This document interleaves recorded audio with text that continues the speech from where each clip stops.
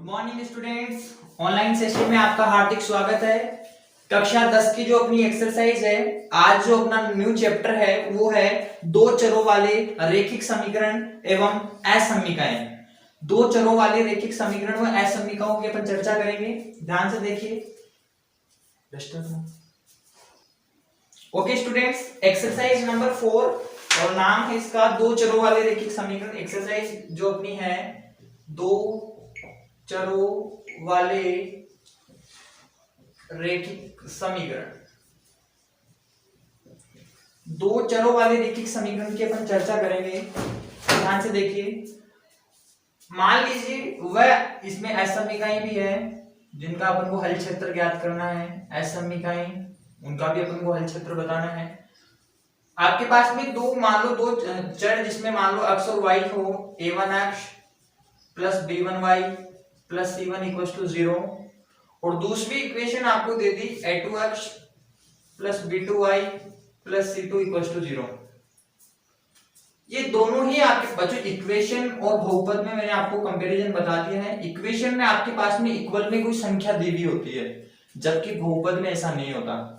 यहाँ पर आपके पास में इक्वल में कोई संख्या होगी, उसको अपन दो चरों वाले जिसमें दो चर होंगे x या y, दोनों चर होंगे, उनमें से अपन को x और y की वैल्यू अपन को फाइंड आउट करनी होगी, तो वो हो जाएंगे अपने पास में दो चरों वाले रैखिक समीकरण का हल हो जाएगा। तो अपन यहाँ पर दो चर मान लो ये a1x plus b1y plus c1, ये दो चर वाले रैखिक समीकरण जिसमें दूसरा समीकरण अपने पास में a2x plus b2y plus c2 equal to 0 है। ओके, अब इनके हल की चर्चा करें अपन कि इनमें हल किस तरीके से अपन ज्ञात करेंगे। इनमें संगत और असंगत भी है बच्चों, संगत और असंगत। अगर आपके पास में दो समीकरण आपके पास में, यदि आपके पास में a1 अनुपात a2 इक्वल टू b1 अनुपात b2 इक्वल टू c1 अनुपात c2 का मान अगर तीनों का इक्वल आता है, फॉर एग्जांपल आपके पास में मान लीजिए 2x plus 3x plus 6 equal to 0 और दूसरा equation 4x plus 6x plus 12 equal to 0। इसमें मेरे पास में जब मैं a1 अनुपात a2 और b1 अनुपात b2 और c1 अनुपात c2 का जब मैं मान निकालता हूं, अगर वो आपके पास में तीनों बराबर बनते हैं, तब समीकरण निकाय जो होगा संगत होगा, संगत होगा और दोनों समीकरण या रेखाएं जो होगी वो समपाती होगी, समपाती रेखाएं और समीकरण निकाय के अनंत हल होंगे इस कंडीशन में, अनंत हल। लेकिन जैसे यहां पर फॉर एग्जांपल में जब कंपैरिजन से इसको बनाऊंगा 2/4 3/6 और 6/12, ये बन गया आपके पास में 1/2, ये भी बन गया आपके पास में 1/2 और ये भी 1/2। ओके, इसका मतलब तीनों इसके कंपैरिजन के हिसाब से तीनों इक्वल है, तो इसका जो हल बनेगा इन दोनों समीकरण का वो संगत होगा और समपाती रेखाएं और उनका अनंत हल होगा। लेकिन अगर आपके पास में a1 अनुपात a2 बराबर हो b1 अनुपात b2 के बराबर नहीं हो c1 अनुपात c2 के, तो इस कंडीशन में जो आपके पास में मान होगा वो समीकरण निकाय असंगत होगा। आपके पास में ये b1 अनुपात b2, ध्यान रखना ये b1 अनुपात b2 है, a1 अनुपात a2 इक्वल टू b1 अनुपात b2 does not equal to c1 अनुपात c2, तो आपके पास में समीकरण निकाय असंगत होगा और रेखाएं जो होगी आपके पास में वो समांतर रेखाएं होगी और उसके जो हल होंगे वो कोई हल नहीं होगा, उसका कोई हल नहीं होगा। और तीसरी सिचुएशन जो है अपने पास में वो है a1 अनुपात a2 does not equal to b1 अनुपात b2 does not equal to c1 अनुपात c2। इसका मतलब क्या हो गया, इसमें आपके पास में समीकरण निकाय संगत होगा और रेखाएं जो होगी वो प्रतिच्छेदी होगी, मतलब कि एक निश्चित बिंदु पर x और y का मान प्रतिच्छेद करेगा, दोनों समीकरण से प्रतिच्छेदी होगी और समीकरण निकाय का अद्वितीय हल होगा, अद्वितीय हल होगा। ओके स्टूडेंट्स, नोट करें। ओके स्टूडेंट्स, अब चर्चा करते हैं दो समीकरण जो निकाय होंगे उनका हल किस तरीके से अपन ज्ञात करेंगे। देखिए कुछ सवाल आपकी बुक में दिए गए हैं, एग्जाम्पल्स की चर्चा करते हैं जिसमें आपको प्रकृति बतानी है समीकरण निकाय की, किस प्रकृति क्या होगी। एक रेखिक युगपत समीकरण आपको दिया गया है जिसमें आपको लिखा हुआ है आपके पास में 3x + 2y - 5 = 0, और दूसरा आपको दिया गया है 4x + 7y - 11 = 0। इसमें आपको कहा है कि समीकरण निकाय में x बराबर 1 और y बराबर 1 रखने पर क्या समीकरण निकाय इसको संतुष्ट करेगा। अगर 0 के इक्वल इसका मान बनता है, मान लो आपके पास में समीकरण में x और y की वैल्यू मैंने रखी और वो वैल्यू आपके पास में 0 के इक्वल बन गई, तो आप निश्चित रूप से ये कह सकते हो कि समीकरण निकाय में जो आपके पास में वैल्यू है वो इस समीकरण निकाय को संतुष्ट करेगी। तो यहां से ध्यान से देखिए, मैं इस पे x की वैल्यू पुट कर रहा हूं 1 + 2 × 1 - 5, तो ये आपके पास में मान जो बन रहा है यहाँ से 3 + 5 - 5 सॉरी 3 + 2, यहाँ पर 5 में से 5 गया तो 0, इसका मतलब निश्चित रूप से इसके इक्वल आ रहा है। y में भी अगर नीचे वाले समीकरण में देखो तो 1 + 7y मतलब 1 - 11, तो ये बन गया आपके पास में 4 + 7 - 11 मतलब 11 - 11 मतलब 0, तो मतलब ये भी इसी के इक्वल आ रहा है। तो निश्चित रूप से ये जो समीकरण युगपत आपको दिया गया है इसको ये संतुष्ट करेगा। तो ये कोई ज्यादा कॉम्प्लिकेटेड सवाल नहीं है, आप आसानी से कर सकते हो, छोटी क्लासों में भी आपने देखा है, नोट करें। आगे बढ़ते हैं। कक्षा 9th में आपने एक विधि का प्रयोग किया जिसमें आपने प्रतिस्थापन विधि, विलोपन विधि, वज्रगुणन विधि आपने प्रयोग, उसमें से एक सवाल बता रहा हूं, एग्जाम में कई बार पूछा भी जाता है कि उन विधियों के माध्यम से आपको x और y की वैल्यू फाइंड आउट करनी आनी चाहिए। आपके पास में इक्वेशन है 2x + 7y = 11, और दूसरी इक्वेशन आपके पास में x - 3y = 5। इसमें आपको x और y की वैल्यू फाइंड आउट करनी है। ध्यान से देखें, ये आपके पास में इक्वेशन फर्स्ट है और इक्वेशन सेकंड है। आपके पास में दो तरीके, विलोपन विधि में क्या करते हैं कि एक मान को विलुप्त किया जाता है, एक समीकरण को दूसरे समीकरण के इक्वल बना लिया जाता है, जबकि प्रतिस्थापन में यहाँ पर विलोपन विधि से इस तरफ समझा दूंगा और प्रतिस्थापन विधि से अपन उस तरफ कर लेंगे। तो मैं क्या कर रहा हूँ, यहाँ पर इस समीकरण 2 को 2 से मल्टीप्लाई कर रहा हूँ, तो ये दूसरे वाले में वेरिएबल के इक्वल आ जाएगा। यहाँ पर 2x + 7y = 11 है, तो यहाँ पर मल्टीप्लाई होने पर आपके पास में 2x - 6y = 10 हो गया, क्योंकि पूरा इक्वेशन आपसे 2 से मल्टीप्लाई हो गया। अब मैंने यहाँ पर समीकरण, यहाँ पर 3, इसको 3 बोल दिया, ये 4 हो गया। समीकरण 3 में से मतलब इक्वेशन 3 में से मैंने इक्वेशन 4 माइनस कर दी, तो मेरे पास में जो वैल्यू बनी 2x + 7y - 2x - 6y = 11 - 10, और जो पूरा मान मेरे पास में बन जाएगा वो बन जाएगा 2x + 7y - 2x + 6y = 11 में से 10 गया तो 1, माइनस का 2x प्लस के 2x से कैंसिल हो गया, 7y में से 1y, यहाँ से 7y और 6y, बच्चों ये पॉजिटिव है यहाँ और ये नेगेटिव, तो y की जो वैल्यू आएगी इनको ऐड करने पर वो आ जाएगी 13y = 1, तो y का सीधा सीधा मान यहाँ पर 1/13, 1/13 यहाँ पर y की वैल्यू आएगी। y का मान आप उठा करके समीकरण में एक में पुट कर दीजिए, तो आपके पास में जो वैल्यू बनेगी वो बनेगी 2x + 7 × 1/3 1/13 = 11, तो 2x = 7/13 = 11, तो 2x = आपके पास में ये मान इधर लिख रहा हूँ बच्चों, ध्यान से देखिए, 2x = 1 - 7/13, तो 2x = ये बन गया 13 × 1 = 13 - 7/13, तो x की वैल्यू आई 13 में से 7 के 6, 13 × 26, ओके, तो ये बन जाएगा आपके पास में 3/13, तो अब y का मान आपके पास में 1/13 और y x की वैल्यू 3/13, नोट करें। इस तरीके से आपको x और y की वैल्यू फाइंड आउट करनी है। स्टूडेंट्स, अगला जो मेथड मैंने आपको बताया था वो अपनी प्रतिस्थापन विधि का है। प्रतिस्थापन विधि से किस तरीके से अपन इसको हल करेंगे। इक्वेशन आपके पास में थी 2x + 7y = 11, और ये आपके पास में दूसरी equation x - 3y = 5।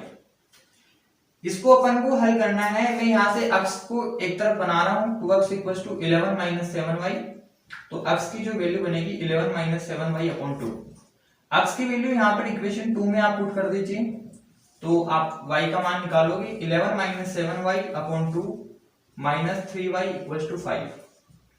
11 minus 7y minus 6y equals to 10, क्योंकि एलसीएम लेने के बाद में ये सिचुएशन ऐसी रह जाएगी। माइनस के 7y और माइनस के 6y माइनस के 13y, और 10 में से 11 गए तो माइनस का 1, और y की वैल्यू 1/13। वो ही वैल्यू आई है जो अपन ने विलोपन विधि से ज्ञात करी है, वो ही मान सेम है। ये मान आप उठा करके वापस यहाँ रखोगे तो आपके पास में 3/13 प्राप्त हो जाएगा। नोट कर लीजिए, प्रतिस्थापन विधि भी बहुत इंपॉर्टेंट है। ओके स्टूडेंट्स, आप एक चीज ध्यान रखिए, जो एक्सरसाइज नंबर अपनी 4 है, दो चर वाले रैखिक समीकरण व असमीकाएं। दो चर वाले रैखिक समीकरण व असमीका से जो अपनी बोर्ड की परीक्षा में जो सवाल आता है वो आता है ग्राफीय विधि का। एक बड़ा सवाल आता है ग्राफीय विधि का, एक छोटा सवाल बन के आता है असमीका से, जिसमें आपको हल क्षेत्र निरूपण करना होता है। यहां पर सवाल संगत और असंगत का भी अपनी बुक में दिया गया है। एक ग्राफीय मेथड से सवाल ज्यादा दिए गए हैं, और फिर जो अपने नेक्स्ट सवाल है वो असमीका वाले सवाल है। तो मैं एक ग्राफीय विधि के सवाल आपको बता करके, एक ग्राफीय विधि कुछ एग्जांपल दिए गए हैं ग्राफीय विधि के, यहाँ पर थोड़ा बहुत ध्यान दें। यहाँ पर भाई आप स्केल का उपयोग करेंगे, यहाँ पर थोड़ा हमारे पास में स्केल है नहीं, तो उसका उपयोग हम यहाँ नहीं कर रहे हैं। तो आप स्केल का प्रयोग करोगे तो आपके पास में ग्राफ सीधी बनेगी। मैं यहाँ ज्यादा से ज्यादा कोशिश करूंगा कि ग्राफ को सीधा बनाऊं, और जो जहां पर बिंदु कटे उन बिंदुओं को सही तरीके से व्यवस्थित करूं। तो मेरे पास में एक सवाल है, आपकी बुक में ही दो सवाल दिए गए हैं, तो मैं उनको आपको बता देता हूं क्या सवाल है। ध्यान से देखिए, फोकस करें।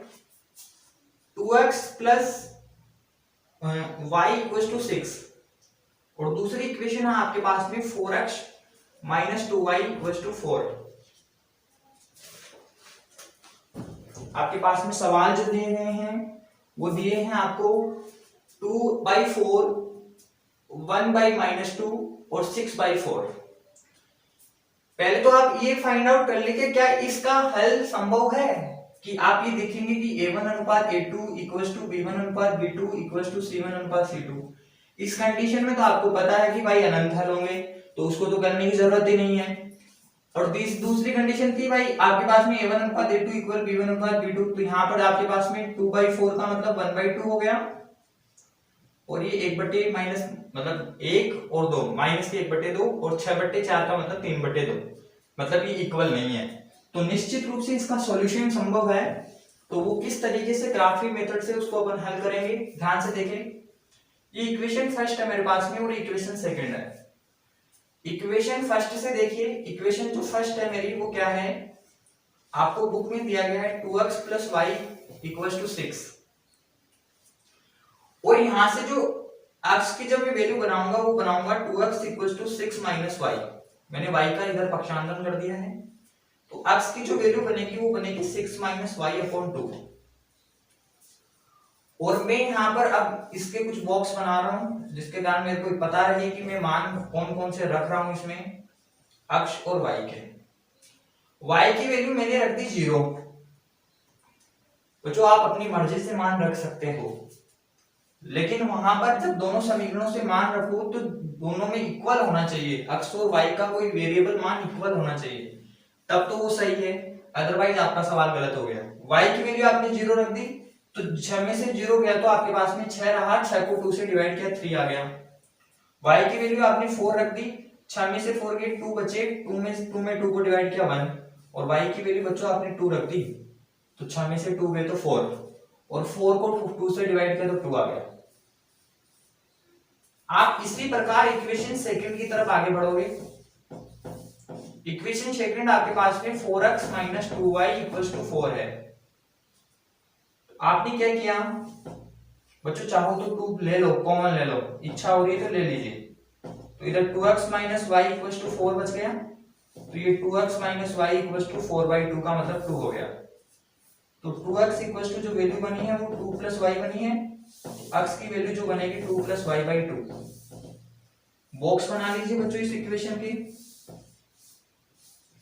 यहां पर अक्ष और ये वाई की वैल्यू रख दीजिए आप 0 0, तो अक्ष की सीधी सीधी वैल्यू 1 आ जाएगी, क्योंकि 2 में 0 ऐड किया तो बच्चों 2 रहा, और 2 को 2 से डिवाइड किया तो 1 आ गया।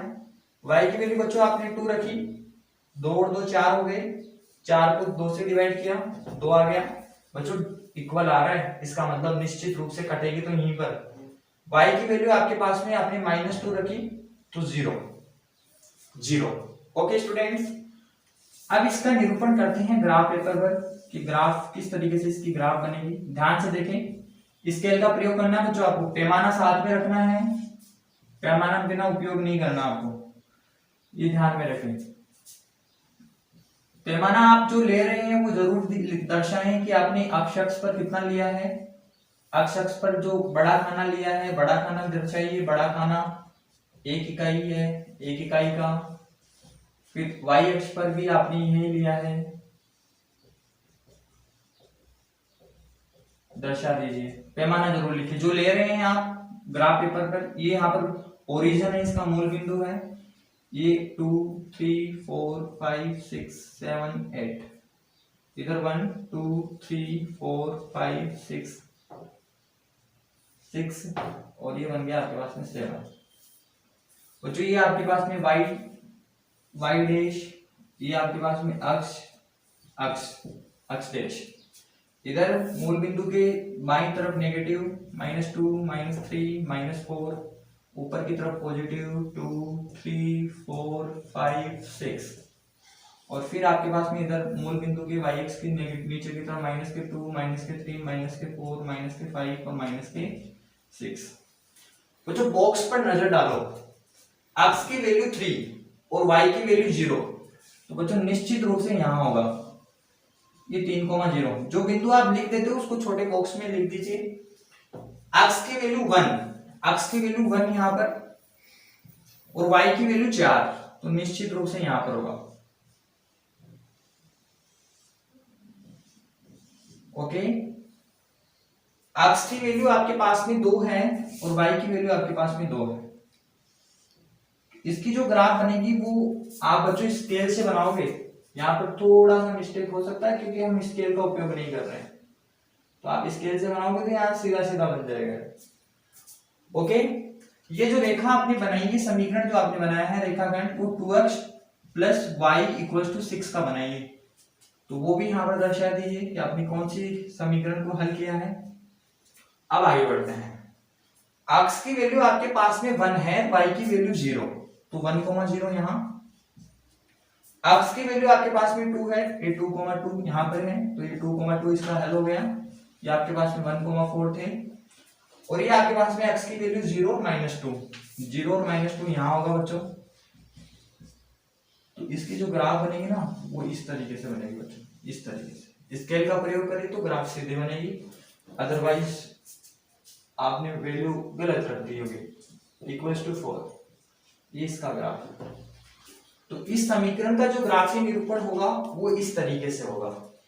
इससे एक बड़ा सवाल आता है बोर्ड की परीक्षा में 6 नंबर का, तो आप आसानी से कवर कर सकते हो, नोट करें। ओके स्टूडेंट्स, आगे बढ़ते हैं। एक सवाल और जो इस एक्सरसाइज में अपने है, संगत और असंगत वाले, बुक में पेज नंबर 76 पर कुछ एग्जांपल दिए गए हैं, जिसमें आपको A1:A2, A1:B2, C1:C2 की तुलना करके संगत और असंगत बताना है। देखिए मैं बता रहा हूं आपको, पहला सवाल है जिसमें आपको दिया है 2x